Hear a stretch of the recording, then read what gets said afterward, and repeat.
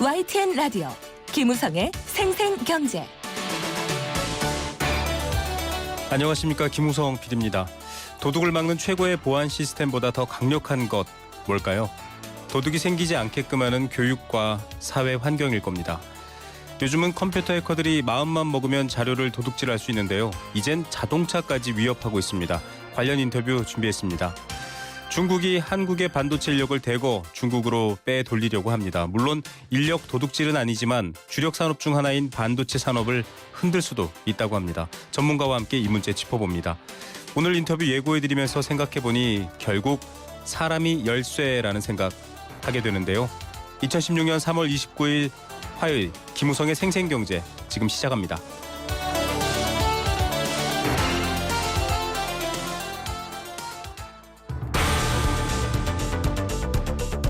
이 시각 주요 경제 뉴스 브리핑. 오후 3시에 만나는 주요 경제 뉴스들입니다. 경제 뉴스 브리핑입니다. 국민연금 등 7개의 사회보험의 재정 건전화에 정부가 발벗고 나섰습니다. 재정 고갈 대비뿐만 아니라 건전한 운영 방침 이번엔 찾을 수 있을까요? 일자리에 포커스를 맞춘 내년 예산안 윤곽이 그려졌습니다. 잠시 후에 전해드립니다. 전셋집이 경매로 넘어갈 경우 받을 수 있는 보증금 한도도 상향 조정됐습니다.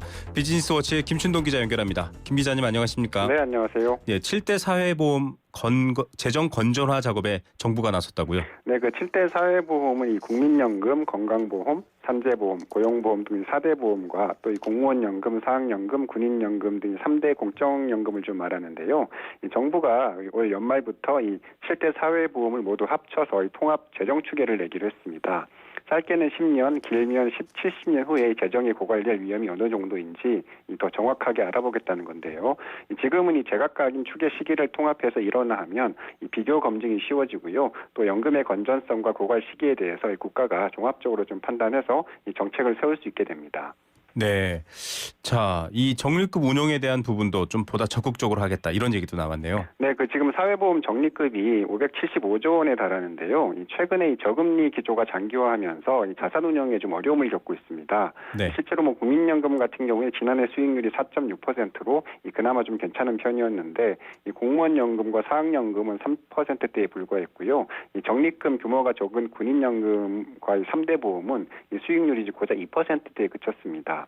이에 따라서 이 투자 전략을 좀 개선을 하고 또 외부 위탁도 활성화해서 이 더 적극적인 자산 운용 시스템을 마련해서 이 수익률 높이기에 좀 나서고 있는 겁니다. 사회보험 재정 건전화 뭐 좋은 얘기 같지만 네. 이렇다 보면 또 연금이나 보험료 오르지 않을까 걱정하시는 분들이 있을 텐데요. 네, 맞습니다. 이 정부는 통합 재정 추계 결과를 바탕으로 이 사회보험료별로 이 재정 안정화 조치를 마련한다는 방침인데요. 그러면 아무래도 이 연금이나 보험료가 또 오를 가능성이 큽니다. 이 고령화가 좀 빠르게 진행되고 있어서 있는 반면에 이 적립금 운용 수익률은 좀 계속 떨어지고 있기 때문인데요. 이미 재정이 고갈된 공무원연금은 지난해 2조 9천억 원이 투입이 됐고 이 군인연금도 1조 3천억 원이 국고에서 좀 지원이 나갔는데 이번 추계 결과에 따라서 연금 체계를 좀 다시 손봐야 할 공산이 클 것 같습니다. 예. 자, 정부가 예산안 윤곽을 그렸는데 일자리 또 복지 이런 부분에 조금 힘을 주겠다 이런 얘기가 보이네요. 네, 그 정부가 오늘 이 국무회의에서 2017년도 예산안 편성 및 기금 운용 계획안 작성 지침을 좀 확정을 했는데요. 이 예산안 편성 지침이 좀 확정되면서 이 내년 예산안 편성 작업이 좀 본격적으로 시작이 됐습니다. 네. 이번 지침은 이 중앙정부와 지자체 등이 내년 예산안을 편성할 때 이 가이드라인 역할을 하게 되는데 이 내년 예산안 작성 기조는 일자리 창출과 또 맞춤형 복지를 통한 서민 생활 안정에 초점을 맞췄습니다. 특히 일자리 창출 효과가 큰 사업이나 청년 여성 등의 취업 취약계층 지원을 강화를 했고요. 고용 역량 평가를 통해서 효율성도 높이기로 했습니다. 창조 경제와 문화 용성을 비롯한 미래 성장 동력 확충에도 적극적으로 나서기로 했습니다. 예. 뭐 반가운 소식들도 있는데 이렇게 또 재정 운용은 좀 긴축 기조로 전환해서 가야겠네요. 네, 맞습니다. 최경환 그 전 경제부총리 재임 시절에 정부는 대대적으로 돈을 풀어서 경기 부양에 나섰는데요. 그러면서 좀 재정 건전성이 좀 크게 나빠 빠졌습니다. 따라서 이 내년부터는 대폭적인 긴축 기조로 돌아서겠다는 계획인데요. 이 정부는 이 부처 자율적으로 쓸 수 있는 재량 지출을 10% 가량 줄이는 이 강도 높은 구조조정을 추진을 하고 이 그 절감 재원을 일자리나 성장 잠재력 확충 등에 투자를 하기로 했습니다. 이 정부가 이 재정 지출 구조조정에 대해서 10%로 수치를 명시한 것은 현 정부 들어서 처음이라고 하는데 네. 아울러 신규 사업은 이 구조조정 범위 내에서 요구를 해서 추가 재정 부담을 유발하지 않고 추진한다는 방침입니다. 예, 일자리, 복지, 돈은 어디서 나올까 걱정했는데 이제 이런 방식으로 마련하겠다. 실무 부처는 좀 반발이 있을 것 같기도 합니다. 자, 연초에 급격히 위축됐었던 소비 심리, 뭐 계속 경제 위기론 때문에도 그랬을 텐데 네. 조금 개선되는 모양새가 보도가 되고 있더라고요. 네, 그 한국은행의 자료를 보니까 이달 중 소비 심리 지수가 100으로 전월보다 2%포인트 올랐습니다. 작년 11월 이후에 넉 달 만에 상승 전환한 건데요.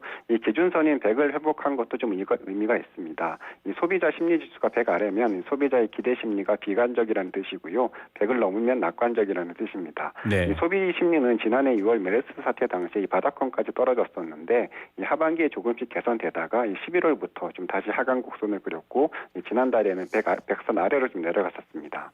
예, 이렇게 소비 심리가 회복되고 있다라는 것, 그만큼 경제 상황도 조금 개선되고 있다 이렇게 봐도 될까요? 네, 그 글로벌 금융시장에 좀 불안이 진정되고 있고 또 이 자동차 개별 서비스 인하 조치가 좀 연장이 되면서 소비 심리가 이 최악의 상황에서는 일단 좀 벗어나고 있는 것으로 풀이가 되고 있습니다.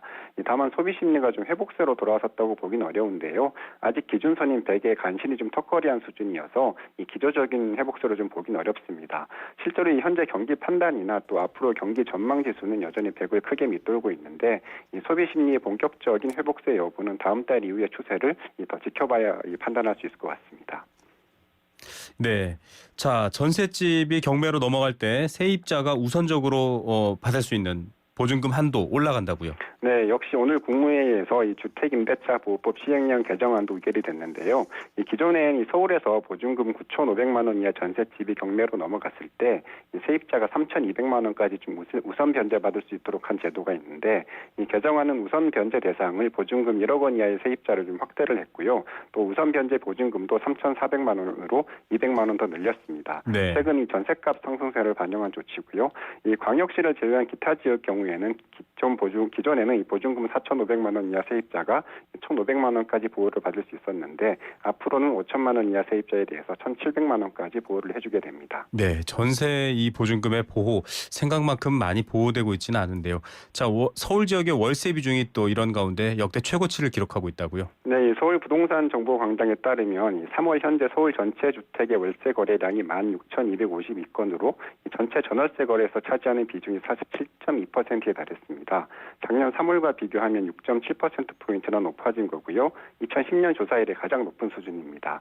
아파트의 월세 비중이 38%, 또 다세대와 연립은 42%로 평균 이하였는데 이 단독과 다가구 주택의 월세 비중이 58.4%에 달하면서 이 전체적인 좀 월세 비중을 끌어올렸습니다.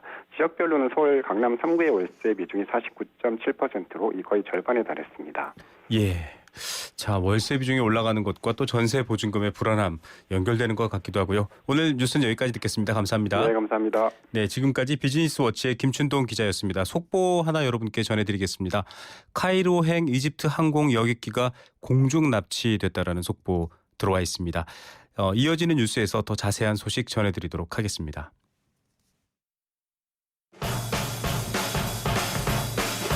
가장 빠른 증시 분석. 오늘의 증시 분석. 네, 오늘 증시 상황 알아보겠습니다. 신한금융투자 곽상준 부지점장 연결돼 있습니다. 안녕하십니까? 네, 안녕하십니까. 곽상준입니다. 네, 봄바람 타고 증시가 상승 기류냐 아니면 아니냐 이런 의견도 분분한데 증시 상황 어떻습니까? 네, 오랜만에 꽃바람이 좀 불었습니다. 지난 한 주간 굉장히 차가운 매서운 꽃샘추위 속에 떨던 증시가 오늘 한번 기지개를 폈는데요. 이런 네. 기지개가 계속 연속되기를 바라봅니다. 지수 먼저 말씀드리도록 하겠습니다. 오늘 거래소 종합주가지수는 4포인트 상승으로 시작을 했습니다만은 장중에 추가적인 상승에 성공하면서 마감 종가는 12.37포인트 0.62%가 상승한 1994.91포인트로 마감이 되었고요. 코스닥 시장도 강세 마감했습니다. 아침보다 뒤로 갈수록 강세 보여주면서 마감 종가가 가장 높은 가격 누적대인 9.99포인트, 1.48%가 상승한 686.50포인트를 기록을 했습니다. 이로써 거래소 기준으로는 5거래일 만에 상승 반전에 성공을 했고 코스닥 시장은 7거래일 만에 상승 반전에 성공했습니다. 이렇게 상승 반전에 성공한 데에 가장 큰 역할을 한 것은 외국인 투자자였는데요. 그동안 며칠간 매도를 하던 외국인이 오늘 거래소에서는 약 1,500억 원, 그리고 코스닥에서는 1,160억 수준의 순매수를 보여주면서 시장 상승을 이끌었습니다. 업종별 흐름을 따져보면 오늘 금융업종이 상당히 좋았는데요. 이제 조만간 3시 약 한 30분 정도면 현대증권의 우선 협상자가 발표되는데요. 이에 힘입어서 증권업종들의 전반적인 강세, 그리고 은행업종들도 강세를 보여주었고, 그리고 계속해서 실적이 양호할 것으로 전망되어지는 화학업종, 그중에서도 정유업종이 상당히 강한 모습을 보여주었습니다. 그리고 작년도 성장주의 흐름을 이끌었던 제약 바이오 업종도 오늘 상당히 상대적으로 좋은 모습을 보여주면서 네. 전반적으로 시장 상승을 이끌었습니다. 예, 계속 시장 상승을 이끄는 요소들이 조금 더 오래 지속됐으면 하는 바람도 있을 것 네. 같습니다. 오늘 뉴스는 여기까지 듣겠습니다. 감사합니다. 네, 감사합니다. 네, 신한금융투자 곽상준 부지점장이었습니다. LG G5가 변신하는 이유 알아? 피아노 플라이 하이파이 플러스 사운드로 생생하게 들으려고 135도 광각 듀얼 카메라로 사람보다 넓게 보려고 캠플러스로 DSLR처럼 찍으려고 아니, 그냥 즐겁게 놀려고. 스마트폰의 즐거운 변신 LG G5 and Friends. 완벽하게 새로워진 렉서스 RX 출시. 여유로운 안정감 속에 거침없는 파워, 넘치는 카리스마 속에 정교한 디테일. 발견하라, 감동하라. Radiant crossover, new generation RX. 모든 순간이 감동이다. Lexus. LG G5가 변신하는 이유 알아? 피아노 플라이 하이파이 플러스 사운드로 생생하게 들으려고 135도 광각 듀얼 카메라로 사람보다 넓게 보려고 캠플러스로 DSLR처럼 찍으려고 아니, 그냥 즐겁게 놀려고. 스마트폰의 즐거운 변신 LG G5 and Friends.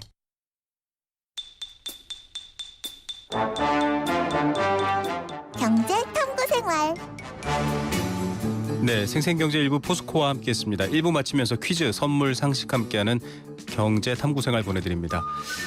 정답 맞춰주시면 알칼리수로 건강해지는 내 몸 A수 알칼리 생수 한 박스 드리고요. 2016년 매주 목요일 응답하는 여행 스케치의 가로수길 콘서트 나무야 나무야 공연 티켓 드립니다. 또 대학로 최고의 스테디셀러 수상한 흥신소 공연 티켓도 선물로 드립니다. 정답은 단문 50원, 장문 100원의 정보 이용료 부과되는 샵 0945 우물정 0945번 문자와 스마트폰 앱 예스로 함께하실 수 있습니다. 오늘의 퀴즈입니다. 자, 문제 좀 어렵지만 이 문제와 정답은 꼭 아셔야 합니다. 한국은행의 통화 정책을 결정하는 곳입니다. 어제 다음 달부터 이곳에서 새로 임기를 시작할 4분의 위원 후보들이 추천됐습니다. 이곳의 위원은 7명으로 구성돼 있고요. 한국은행 총재와 부총재 외 나머지 5명은 각 기관들의 추천을 받아 대통령이 임명합니다. 이번에 추천된 후보자의 경우 네로라 하는 경제 전문가인 만큼 전문성은 확보했겠지만 좀 너무 정부와 간접적으로 또 직접적으로 연결되어 있다, 이런 비판도 받고 있습니다. 금리 정책 결정 과정에서 정부 입장이 반영되지 않을까, 이런 우려까지 나오고 있죠. 자, 한국은행의 통화 신용 정책에 관한 주요 사항을 심의 의결하는 정책 결정 기구입니다. 금리를 결정하는 곳, 이렇게 생각해 보시면 쉽게 나올 것 같습니다. 정답 뭘까요? 7글자고요. 7분이 일하는 이 위원회의 이름입니다.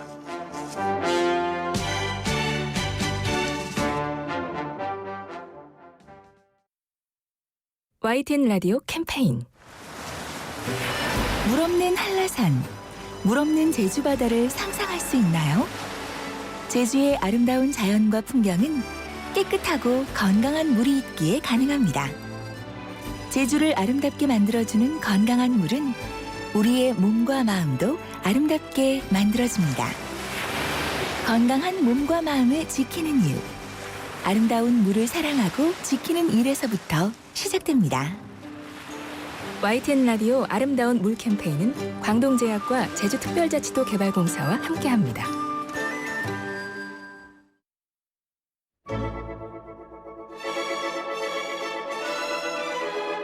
삶을 위한 생생한 라디오 경제. YTN FM 김우성의 생생경제. 네, 생생경제 첫 번째 인터뷰 준비해드리겠습니다.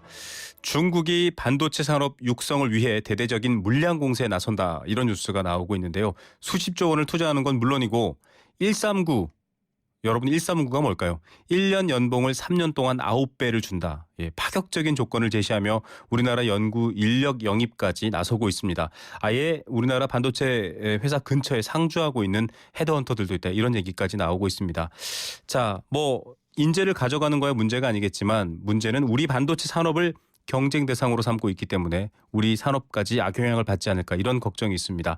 자, 관련 전문가와 함께 이 문제 짚어보겠습니다. 한양대 융합전자공학부의 박재근 교수 연결합니다. 교수님 안녕하십니까? 네, 안녕하세요.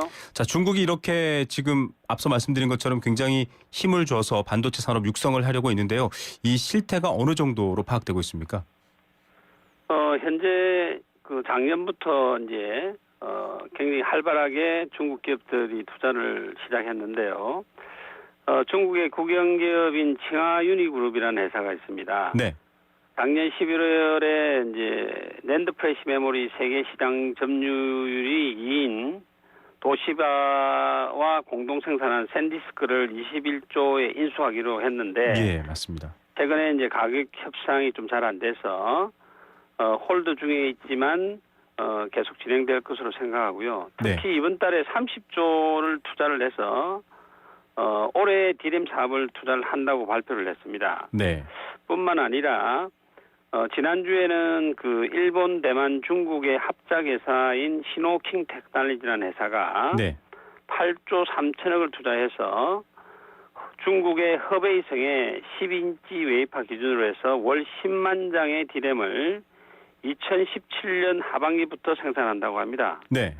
이 두 회사뿐만 아니라 또 중국의 국영 반도체 기업인 XMC가 허베이성 후안에 28조를 투자해서 낸드 프레시 메모리를 생산한다고 합니다. 네.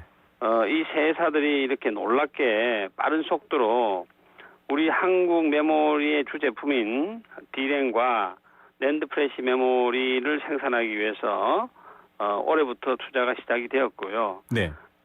실제로 시노킹 테크놀로지 같은 경우는 내년 후반에 10인치 웨이파로 한 10만 장 D램을 생산하게 되면 이때부터는 이제 D램의 공급 가행이 시작되는 시기가 될 것 같습니다. 예, 기존의 철강 조선도 사실 이 중국발 공급 과잉이 우리 산업에 굉장히 큰 악영향을 줬는데 이미 삼성전자나 이런 국내 기업들의 규모는 넘어선 거죠, 투자 규모가. 실제로 삼성전자가 작년에 반도체 부분에 한 14.7조 정도를 투자했고요. 네. 하이닉스가 한 6조 정도를 투자를 하였습니다. 네.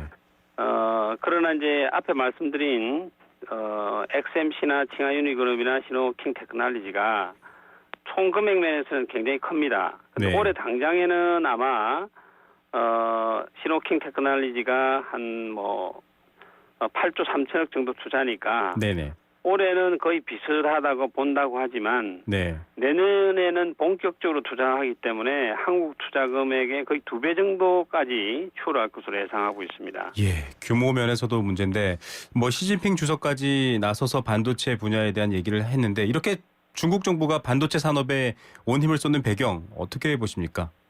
예, 그 배경은 아주 단순합니다. 중국의 IT 업체들은 전 세계 D램 및 낸드 프레시 메모리 시장에 네. 20% 정도를 사용하고 있습니다. 네. 시진핑 주석이 나서서 중국 제조 2025라는 국가 정책을 발표를 했는데 네. 거기에 의하면 중국 정부와 지방 정부가 함께 나가서 약 140조 정도의 국가 IC 산업 투자 자금을 조성해서 네네. 2025년까지 중국에서 사용하고 있는 D램과 낸드 프레시 메모리의 50% 이상을 중국의 메모리 업체들이 생산하여 공급하자는 게 정부의 목표입니다. 네. 앞에서 말씀드린 것처럼 중국이 전 세계의 D램과 낸드 프레시 메모리의 20%를 사용하는데 네. 2025년까지 10% 정도는 중국의 반도체 메모리 업체가 생산하여 공급하자 하는 것이 정부의 정책이 되겠습니다. 예. 자, 이렇게 경제적으로 또 기술적으로 이렇게 중국이 기존 반도체 산업과 또 국가의 위협을 가하고 있는데 문제는 이걸 담당하고 있는 인력을 즉 이 인재를 중국이 흡수하려고 한다라는 게 굉장히 큰 문제입니다. 1년 연봉을 3년간 9배 보장. 사실 언뜻 무슨 소린가 싶겠지만 굉장한 파격적인 대우거든요. 또 인터뷰를 보면 중국에서 좀 기술 관련된 인재들을 아주 우리나라보다 훨씬 더 좋은 조건의 대우를 해준다 이런 얘기도 있습니다. 교수님께서 인터뷰에서도 이 반도체 관련 인력을 요리사에 비유하신 적도 있었는데 그만큼 인재가 중요한 요소를 차지하는 걸까요? 반도체 산업에서? 예, 그렇습니다. 반도체 주요 기술은 크게 설계 기술과 제품을 만드는 공정 기술 그리고 뭐 제품의 성능을 평가하는 기술, 반도체 재료 장치 기술로 구분이 되는데 네. 특히 우리 한국이 강한 것이 바로 공정 기술입니다.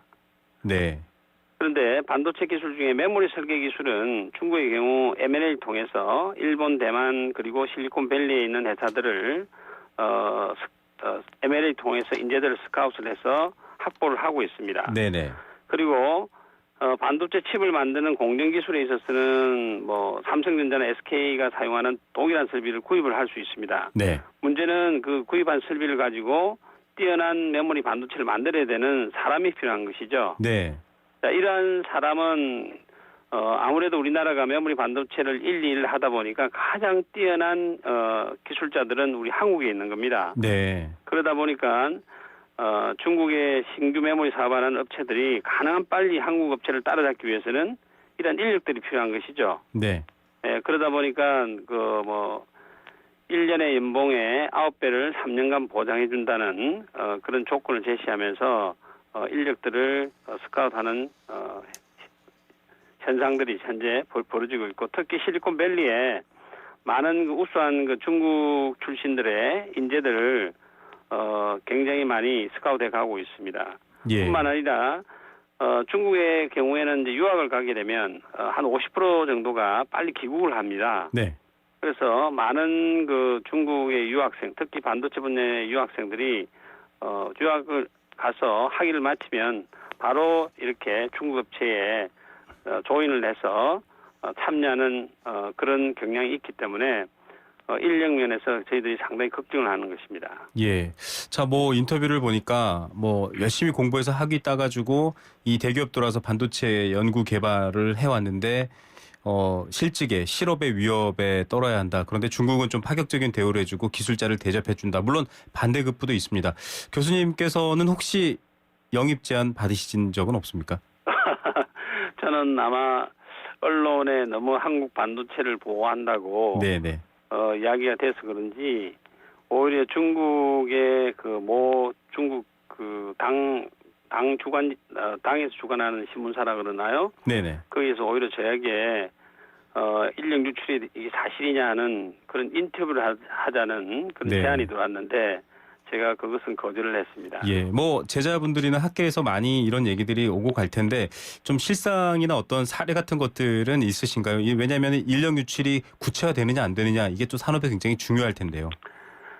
우선은 이제 실제적으로 한국의 뛰어난 공정기술 엔지니어들이 대만을 통해서 대만의 컨설팅 회사를 차려놓고 실제적으로 정말 실력 있는 사람들이 현재 거기 많이 가 있습니다. 네.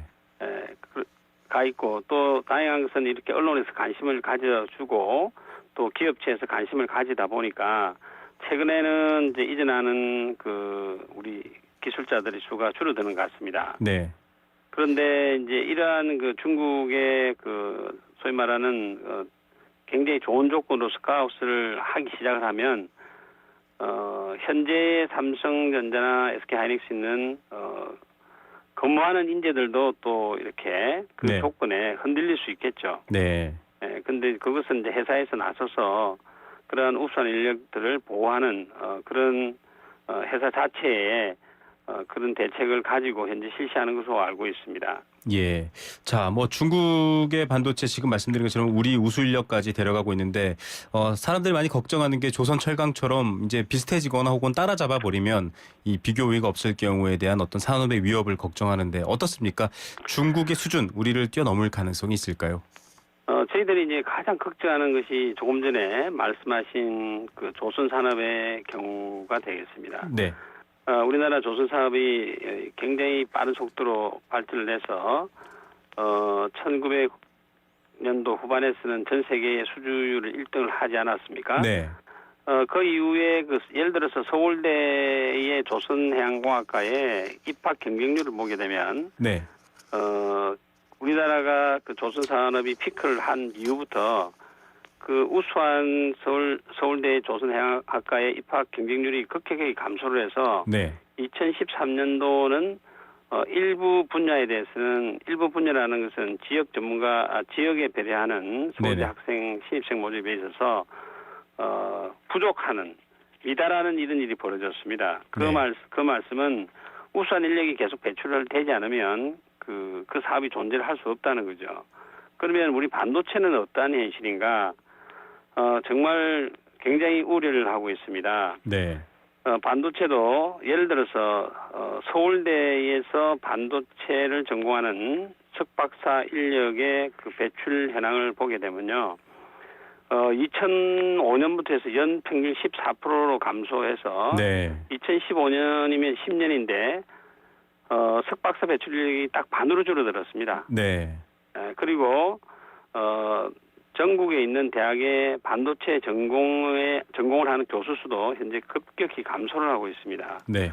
그래서 국내에 있는 그 삼성전자나 SK하이닉스가 메모리 반도체 기술에 있어서 뛰어난 기술을 가지고 있다 하더라도 향후 계속적으로 사업의 경쟁력을 가지고 특히 중국의 기술의 격차를 벌이기 위해서는 우수한 인력들이 필요한데 문제는 이런 우수한 인력들이 오히려 감소하고 있다는 겁니다. 네. 그래서 이에 대한 네. 정부와 기업과 대학의 대책이 절실히 필요한 것이 현실입니다. 예, 알겠습니다. 교수님 오늘 말씀 여기까지 듣겠습니다. 감사합니다. 네네. 네, 한양대 융합전자공학부 박재근 교수와 얘기 나눠봤습니다.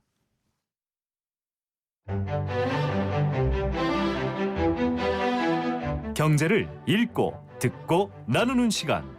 YTN 라디오 김우성의 생생경제. 네, 앞서 반도체 얘기하면서도 사람이 중요하다 이런 얘기 했는데요. 이번엔 자동차 얘기로 넘어가 보겠습니다. 여러분 해킹이라는 말을 들으면 컴퓨터, 보안 시스템, 핸드폰 이런 것들이 떠오르실 텐데요. 자동차도 해킹이 가능하다는 사실 알고 계셨습니까? 이 미래의 자동차 얘기가 아닙니다. 현재 자동차도 이 기계뿐 아니라 각종 전자장비로 움직이고 있는데요. 자동차 도난을 방지하는 기술을 포함해서 대부분의 기술이 해킹이 가능하다. 주인의 의사와 무관하게 열릴 수도 있고 운행될 수도 있다. 이런 얘기가 알려져서 충격을 주고 있습니다. 대림대 자동차학과 김필수 교수 연결해서 관련 내용 짚어봅니다. 교수님 안녕하십니까? 네, 안녕하세요. 이 해킹이라는 것이 컴퓨터에만 해당되는 것으로 알고 있는데 자동차 해킹이라는 말 자체는 아주 낯설거든요. 이게 네. 가능한 일입니까? 가능한 일입니다. 이 며칠 전에도 독일에서 이 스마트 키를 이 전 세계 자동차를 대상으로 해서 24가지죠. 해킹에 다 성공을 했었거든요. 네. 그만큼 도난이 가능하다라는 걸 보여줬었고 이미 미국에서도 이 몇 달 사이에 몇 건의 자동차 해킹이 성공을 했습니다. 네. 그래서 아까 말씀하신 대로 운전자의 의지와 관계없이 모든 조작을 원격에서 진행하는 부분이 성공을 했거든요. 그것 때문에 아주 난리가 났었는데요. 말씀하신 대로 컴퓨터만 해당이 되는 게 아니라 컴퓨터 프로그램이 들어가 있는 곳은 모두 다 해킹이 가능하다. 그런 측면에서 자동차 자체가 전기전자 부품이 획기적으로 최근에 많이 증가를 하고 있기 때문에 네. 그만큼 해킹의 가능성이 높아지고 있고 실제로 지금 일어나고 있는 일이다 이렇게 보시면 좋을 것 같습니다. 예, 많은 분들이 좀 궁금해하시는데 그러면 차에도 컴퓨터가 들어가 있다 이렇게 볼 수 있는 건가요? 그렇습니다. 이미 1980년대 후반부터요. 자동차에는 ECU라 그래가지고 전자제어 장치가 들어가 있습니다. 네네. 뭐 연료를 분사하는 부분이라든지 각종 제어를 자동차의 판단에 맡겨주는 컴퓨터 칩이 많이 들어가 있는데요. 네. 고급 수용차 같은 데는 50가지 이상이 들어가 있습니다. 네. 각각의 기능이 나눠져 있고 알고리즘에 의해서 프로그래밍에 의해서 동작이 되는 건데 이 프로그래밍이 오류를 일으킨다든지 또는 외부에서 원격으로 이 프로그래밍을 오류를 일으킨다든지 하게 되면 달리다가 사고가 생기는 거기 때문에 네. 바로 목숨하고 직결되는 안전하고 직결된다 이렇게 볼 수가 있습니다. 자, 이래서 뭐 범죄에 악용돼서 영화처럼 이 자동차를 원격 조종해서 이 운전자를 다치게 하거나 혹은 테러 같은 데 악용될 수 있다 이런 얘기들까지 나오는데 네. 실제로 이런 방식의 조작까지 가능하다 이런 말씀이신 거죠? 가능합니다. 우리 영화에서 많이 보지 않습니까? 뭐 살인사건 저지를 때도 그렇고요. 네. 근데 제가 보기에는 자동차 자체는 얼마든지 가능하다고 보고 있고요. 그래서 더더욱이 편의성, 안전 측면에서 이러한 각종 장치가 부각이 되고 특히 전기 전자 장치가 들어가면서 친환경과 자율주행 이런 여러 가지 기능들이 지금 부각이 되고 있거든요. 네. 그 어두운 부분이 바로 해킹과 프로그램 오류라고 볼 수가 있기 때문에 네. 이러한 악조건들을 악용을 하게 된다면 얼마든지 안전사고가 발생할 수 있고 사람이 죽을 수가 있기 때문에 그런 측면에서 더더욱 범죄 악용 소지는 분명히 있다고 볼 수가 있습니다. 예, 이번 독일 자동차 운전자 협회가 자체 개발한 해킹 성공 아까 앞서 말씀해 드렸는데 네. 국내 차량 중에는 현대차의 산타페 CRDI, 기아차의 옵티마, 쌍용차 티볼리 XDI 등이 해킹에 취약하다 이렇게 보도가 됐거든요. 네. 특별한 이유가 있을까요? 꼭 그 국내 차가 해당이 되는 건 아닙니다. 네. 독일 운전자협회에서 시험한 것은 전 세계 자동차 24개 기종이었거든요. 네네. 그 밖에 다른 것들도 아마 포함이 됐을 가능성이 있는데요. 얼마든지 가능하다 이렇게 볼 수가 있어서 국내 차뿐만이 아니라 전 세계 자동차의 스마트 키에 이 시스템에 문제가 있다는 것을 이번에 알려줬다는 거죠. 네. 그런 측면에서 보면은 국내 메이커뿐만이 아니라 전 세계 메이커들이 좀 더 이 보안적인 측면에서 신경을 써야 된다라는 경종을 울렸다고 볼 수가 있습니다. 예, 많은 분들이 자동차 보험 가입하실 때 이 스마트 키 있으면 이모빌라이저가 있으시군요라고 해서 이 보험 할인 혜택도 받으시는 경우가 있는데 네. 이거를 통해서 해킹이 가능하고 그래서 키를 전자파가 아예 통하지 않는 박스에 넣어서 보관하면 보호도 가능하다 이런 보도도 있던데 이건 어떤 얘기입니까? 그건 무슨 소리냐면은 이번에 해킹하는 방법이 여러 가지가 있습니다. 특히 그 중에 한 방법이 내가 몸에 스마트 키를 가지고 있으면 스마트 키에서 주파수가 나오거든요. 네. 이 식당에 앉아 있을 때 옆에서 이 증폭 그 복제 장치가 있으면은 스위치 눌러주면은 이 주파수를 인지를 해서요. 네. 그 인지된 증폭된 복제 장치를 가지고 그 차에 가게 되면은 주인이 왔다고 생각해서 문을 열어주는 겁니다. 네. 따라서 지금 말씀하신 대로 스마트 키를 가지고 있을 때 스마트 키에서 나오는 주파수 자체를 차단한다든지 그렇게 한다면은 복제 자체가 불가능하거든요. 네네. 그래서 이것도 한 방법이겠지만은 근본적인 해결책이 된다 이렇게 볼 수는 없습니다. 왜냐하면은 자동차라는 게 편의성 또 안전성을 극대화한다는 부분들이 있는데 네. 이러한 도난 방지를 위해서 그렇게 한다면 도리어 복잡한 부분이 많기 때문에 네. 예, 그런 측면에서 다른 방법의 보완책을 만들어야 된다고 볼 수가 있습니다. 예, 뭐 속담에 벌레가 무서워서 장 못 담그냐 이런 말이 있는데 사실은 보호 자체가 또 과해지면 이런 문제가 있군요. 네. 이 자동차 업계에서도 이 문제의 심각성을 인지하고 있는지 뭐 좀 궁금하고요. 또 네. 개선책을 내놔야 하지 않을까요? 맞습니다. 사실 몇 년 전에 이미 이 부분에 대한 것들은 인지를 하고 있다 이렇게 볼 수가 있습니다. 네. 이미 직접 그 키를 여는 방법은 복제가 너무 심하기 때문에 이런 스마트 키, 이모빌라이저 시스템이 개발된 건데요. 네네. 역시 이 기술이 개발되면서 이러한 복제에 대한 이 보안에 대한 부분들이 노출이 많이 됐다 이렇게 볼 수가 있습니다. 그런 측면에서 완성차에서 이렇게 소극적으로 하는 부분들은 사실 경제성 논리라고 볼 수가 있습니다. 네. 자동차의 값을 낮출 때 스마트 키, 이모빌라이저 쪽에 들어가는 비용도 적지 않게 들어가기 때문에 네. 이론이라도 낮추기 위해서 노력하는 게 바로 메이커거든요. 네. 그러나 실제로 필요 없는 옵션은 빼고 실제로 이런 스마트 키에 대한 것들은 보안에 대한 것, 도난에 대한 것들은 굉장히 중요하지 않습니까? 네, 맞죠. 그런 측면에서 좀 더 메이커에서 관심 갖고 보안책을 만든다면 충분히 가능하다고 보고 있고요. 얼마든지 가능은 하다고 보고 있습니다. 예를 들어서 아까 말씀하신 주파수가 나가지 못하게 차단해 준다든지요. 네. 또는 예를 들어서 몸의 신체의 그 인지 기능을 이용하는 방법도 있거든요. 예를 들어서 스마트 키를 몸에 지니고 있다가 차에 근접돼서 손잡이를 천상 자꾸 열을 때 네. 손의 지문을 2중, 3중으로 이 방어책을 만든다면은 충분히 가능하다고 보고 있거든요. 네. 예, 그런 부분들 가미한다면은 도난이라든지 이런 안전에 대해서 어느 정도 방지를 하지 않을까 이렇게 예상을 할 수 있습니다. 예, 뭐 여러 가지 방법도 있을 텐데요.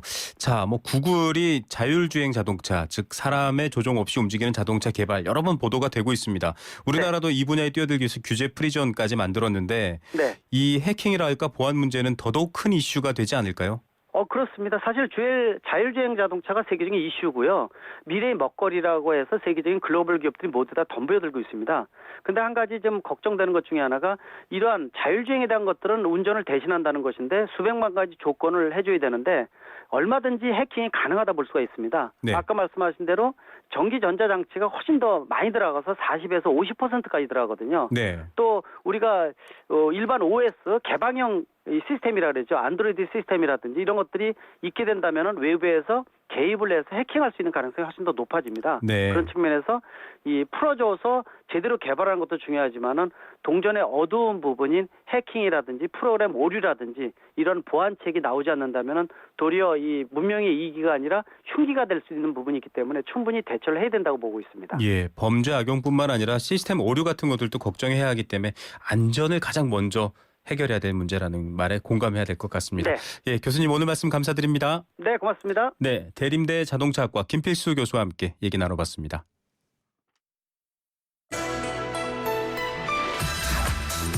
세계 경제가 내 주머니 속으로 경제 도미노. 네, 경제 도미노 매주 화요일 아주 뜨겁게 경제 얘기 짚어드리는 시간입니다. 늘 가계부채가 1200조 원을 넘어섰다. GDP 대비 부채 증가 속도 너무 빠르다. 이런 얘기를 해드렸는데요. 얼마 전에 아이러니하게도 나온 뉴스를 보면 국민들의 개인 신용 등급은 오히려 좋아지고 있다. 빚을 잘 갚기 때문이겠죠. 이런 얘기가 나오고 있습니다. 우리 경제 상황을 이해하는 데 있어서 또 지난번에 얘기 나누다가 못한 양적 완화, 한국판 양적 완화 부분까지 조금 더 전해드리겠습니다. 건국대 경제학과 최백은 교수 연결합니다. 교수님 안녕하십니까? 네, 안녕하세요. 자, 가계부채 늘어난다고 경고하고 있는데 국민 신용 등급 좋아졌다. 뉴스가 나오니까 좀 아이러니하다 정말 이런 얘기가 나왔거든요. 어떻게 이해해야 됩니까? 예, 대부분의 국민들이 아마 그렇게 생각할 겁니다. 그래서 먼저 이제 그 국민 신용 등급이 좋아지고 있다는 내용을 좀 이제 자세히 들여다볼 필요가 있는데요. 네. 우리나라 전체 인구가 지난해 기준에서 5,062만 명입니다. 네. 여기서 이제 14세 이하 인구들, 그러니까 유소년이라고 하는 네. 경제 활동에 이제 참여할 수 없는 인구들을 한 704만 명 정도 되는데 이걸 제외하게 되면 4,358명이거든요. 네. 근데 이제 이 대상이 신용 등급을 지금 매기는 대상이 한 4,327만 명이니까 거의 다 포괄하고 있는 겁니다. 네. 그랬을 때 이 신용 등급을 이제 그러니까 10분위로 되게 나누는데요. 1등급부터 10등급까지 나누는데 이 내용을 보게 되면 신용 등급 개선된 층들을 보게 되면 상위 1에서 3등급까지가 네. 개선이 가장 이제 집중적으로 개선이 되었어요. 네. 이제 4 내지 5분위만 하더라도 좀 이제 개선이 좀 낮은 편이고요. 그 밑에들은 이제 그러니까는 뭐 이렇게 개선이 별로 안 됐고요. 네. 그런 점에서 이제 그러니까는 이제 되게 이제 신용 등급이 높은 사람들이 되게 이제 소득이라든가 일자리도 좀 좋은 사람들이 아무래도 이제 그럴 가능성이 높은데요. 네. 그러니까 중간 신용 등급 이상, 특히 이제 상이라든가 중상위 신용 등급 이상의 신용 등급 개선이다. 네. 이렇게 생각할 수 있겠고요. 네네. 이 신용등급 개선 요인과 관련해서 이 부분이 이제 그 연결될 수 있겠는데요. 우리가 신용등급이 개선된 요인을 보게 되면 아무래도 이제 금리 인하로 이제 부채 규모는 커졌지만은 이자 상환 부담이 이제 감소했을 게 아니겠습니까요? 그랬을 때 그 혜택을 이제 집중적으로 본 게 아무래도 이제 상위 이제 그러니까는 그 신용등급 계층일 가능성이 높고요. 네네. 그 다음에 이제 부동산 경기 부양 정책을 이제 이 정권에서 계속 썼었는데. 네. 부동산 거래가 증가하게 되면 돈 융통이 활발해지죠. 네, 그렇죠. 큰 돈이 왔다 갔다 하죠. 그랬을 때 이제 이 부동산 거래에 많이 투자를 하고 있는 사람들도 아무래도 그러니까는 중간 신용 등급 이상인 사람들이 아무래도 이제 그러니까 집중되어 있습니다. 네. 그러다 보니까 이제 이분들한테 이제 혜택이 들어갔을 것 같고요. 네. 그다음에 이제 뭐 LTV라고 해가지고 주택담보대출 비율이라고 있죠. 네네. 이거를 한도를 올렸었잖아요, 이번 정부에서요. 네. 그래서 이제 이 금융권에서 이제 한도가 부족해가지고 이 금융권에서 받았던 대출들 같은 경우를 1금융권 시중은행으로 좀 돌리면서 신용 등급에 좀 이제 긍정적으로 이제 영향을 받은 계층들이 이제 아마 중간 신용 등급 계층이 아니겠는가 생각이 들고요. 네. 그다음에 이제 하위 신용 등급 같은 경우는 이제 정부에서 이제 그러니까 서민금융 지원 제도라 해가지고 햇살론 뭐 바꿔드리는 뭐 이런 것들 있잖아요. 네네. 이런 걸로 인해 가지고 이제 그러니까 좀 이제 구제를 받은 중금리 대출을 좀 갈아탄 경우도 있거든요. 고금리 네네. 대출을요. 네. 이런 것들이 좀 긍정적으로 작용했을 가능성이 있을 겁니다. 예. 자, 국민 신용 등급이 좋아졌다에 대한 설명은 지금 교수님께서 해주셨습니다. 저금리 또 부동산 거래 활성화 이런 얘기들 해주셨는데 부동산 시장은 갈수록 얼어붙고 있습니다. 뭐 이건 네. 아주 체감도 하고 계시는 건데 그럼에도 불구하고 이런 지표가 나왔으면 결국은 금리 인상 가능성도 조금 엿볼 수 있다 이렇게 생각할 수 있을까요? 그 신용 등급이 지난해까지 기준입니다. 지난해까지 기준인데 부동산 시장은 올해 2월 달부터 이제 주택담보대출을 이제 소득심사 강화로 이제 강화하고 있잖아요.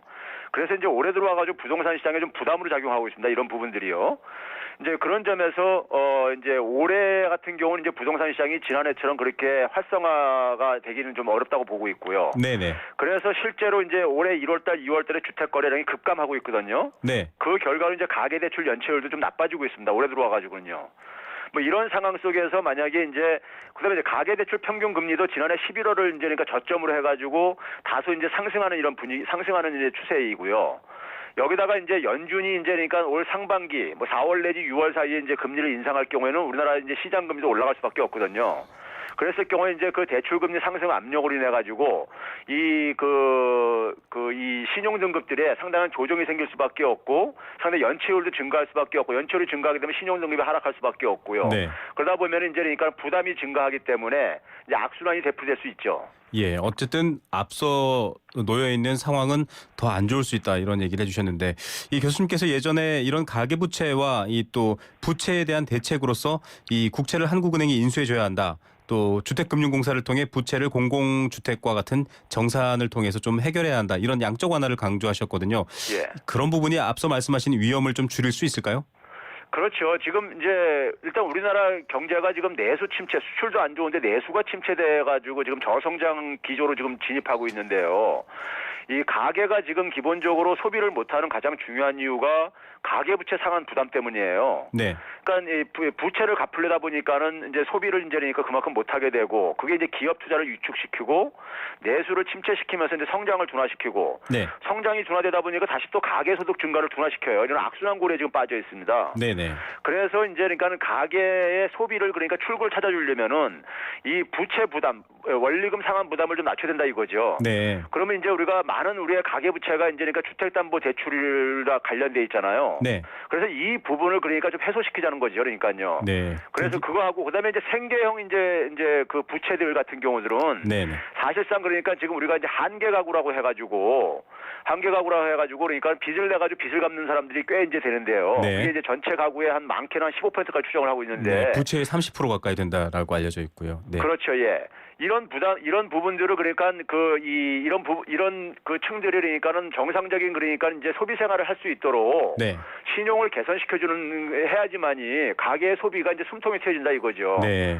그러기 위해서는 이 부분을 그냥 그러니까 지금은 여태까지는 계속해서 채무를 늘려주거나 금리를 인하한 방식으로 한다는 얘기는 계속 시간 벌기식 이제 이게 처방이에요. 네. 근데 이제 근본적으로 이 부분을 개선하지 않으면은 내수 침체가 계속해서 이제 그러니까 소득에 이제 그러니까는 이 그 소득 성장의 소득 증가의 둔화로 나타나게 되고 이게 이제 가계 부채로도 연결될 수가 있어요. 네. 그래서 이 악순환 고리를 좀 끊자는 얘기죠, 저는요. 네. 그 고리를 끊는 이 공적 자금 혹은 이 양적 완화의 부분 또 소비 증대를 위한 내수 증진의 부분들을 말씀해 주셨고요. 앞서 저희가 잠깐 다뤘는데 바꿔드림론처럼 이 신용 등급을 상승할 수 있게 개선할 수 있게끔 도와주는 이런 중금리 대출 정책 같은 이런 미시적인 정책들도 좀 더 확대되거나 보완돼야 되겠죠. 당연합니다. 지금 이제 올해 금융위원회에서요. 올해 이제 서민들에게 이제 그러니까는 고금리 신용 대출을 이제 그러니까 중금리 대출로 바꿔주기 위해서 이제 그러니까는 이 투입하고 있는 자금을 한 5조 7천억 원 정도를 지난해에 비해서 한 1조 원 정도 늘리겠다고 했거든요. 네네. 그런데 저는 이게 이제 언발의 오줌 누기식이라고 제가 표현을 하는데 네. 왜 그러냐면 우리나라 이제 한계 가구의 규모가요. 한계 가구의 부채 규모를 네. 한국은행에서는 400조 원, 그다음에 네. 이제 현대경제연구원에서는 한 354조 원 정도 추정을 하고 있거든요. 예, 전체 3분의 1 정도가 되는군요. 예, 네. 그러니까요. 이거에 비하면 그러니까 이게 뭐 5조, 6조 정도 같은 경우는요. 이건 이제 택도 없는 거죠. 네. 기본적으로요. 저는 이제 기본적으로 이 금융 시스템에 좀 문제가 있다고 봐요. 네. 현재 금융 시스템은 우리가 금융이라는 것은 기본적으로 정작 돈이 필요한 사람에게 돈을 이제 접근할 수 있게 해줘야 되는 겁니다. 네. 근데 지금은 뭐냐면은 자금 수요자 입장이 아니라 이 자금 공급자들, 금융회사 입장에 그러니까 이 금융 시스템이 지금 작동되고 있어요. 네. 그러니까 이제 이 서민금융의 지원이라는 것을 우리가 시의 차원으로 접근할 문제가 아니라 서민의 자활을 도울 수 있도록 이제 우리가 금융 시스템을 좀 개편할 필요가 있는데요. 네. 지금 서민 규모는 자금 규모가 너무 작고, 네. 그다음에 중금리라고 하더라도 중금리라는 게 한 10% 안팎입니다. 네, 그렇죠. 10% 이자 부담을 내려면요, 웬만한 중산층들은요, 이 이자 못 갚습니다. 너무 네. 높아서요. 지금 소득을 가지고는요. 네네. 그래서 이게 서민의 자활에 도움이 되지 못한다고 보고 있거든요. 네네. 그래서 제가 이제 제시하고 싶은 것은요. 우리가 이제 한국은행에서 예를 들어서 중소기업 금융 지원제도라는 게 있잖아요. 네. 정책 자금으로 지원하는 게 있습니다. 한국은행에서 한 0.5 내지 0.75%의 금리를 적용을 해가지고 네. 은행에다가 이제 대출 지원을 해줍니다. 그럼 네. 중소기업한테 그러니까 저금리로 그러니까 지원을 해주라는 얘기예요. 예예. 그러면 이제 저도 마찬가지로 서민금융과 관련해서도 이런 저금리로 지원할 수 있게 네. 한국은행의 특수목적 회사를 설립을 해가지고 네네. 서민들에게 서민들의 자활 프로그램을 전제로 해가지고 자활 프로그램을 제시했을 경우에 거기에 이제 저금리로 좀 이것을 그러니까 연계시켜줘가지고 자금을 지원해줘가지고 서민들이 진짜로 자활할 수 있도록요. 네. 그렇게 이제 이 시스템을 좀 바꿀 필요가 있다 이렇게 저는 보고 있습니다. 예, 교수님 뭐 앞으로도 또 계속 인터뷰 중에 이 관련된 내용 여쭤보도록 하겠습니다. 오늘 말씀 여기까지 듣겠습니다. 감사합니다. 네, 감사합니다. 네, 건국대 경제학과 최백은 교수였습니다. 잠시 속보 다시 전해드리겠습니다. 앞서 이집트 알렉산드리아에서 출발해 카이로로 향하던 이집트 항공 여객기 공중 납치됐다라는 속보 전해드렸는데요. 현재 이 여객기는 키프로스 라르나카 공항에 착륙한 것으로 알려졌습니다. AP통신 등 외신에 따르면 이 여객기에는 승객 55명과 승무원 7명 등 62명이 타고 있는 것으로 전해지고 있는데요. 주 이집트 한국 대사관은 현재 피랍 여객기에 한국인 탑승 여부를 확인 중에 있다고 합니다. 또 키프로스 당국자에 따르면 기내에 폭탄이 설치된 것으로 보이고 현재 납치범들은 라르나카 공항에서 인질극을 벌이며 경찰과 대치 중이라고 합니다. 자세한 소식은 잠시 이어지는 뉴스 시간에 계속해서 전해드리겠습니다. 생생경제 포스코 그리고 모든 사람이 꿈꾸는 내일 롯데건설과 함께했습니다. 오늘 많은 분들이 함께해 주셨고요. 8324님 생수 선물 드리겠습니다. 청취하다가 참여는 처음입니다. 정답 금융통화위원회입니다. 날마다 운전하면서 잘 청취하고 있어요. 수고하셔요 해주셨는데요. 감사드립니다. 1278님 공연 선물 보내드리겠습니다. 금융통화위원회 정답 보내주셨습니다. 내일 오후 3시 10분에 다시 찾아오겠습니다. 김우성이었습니다. 감사합니다.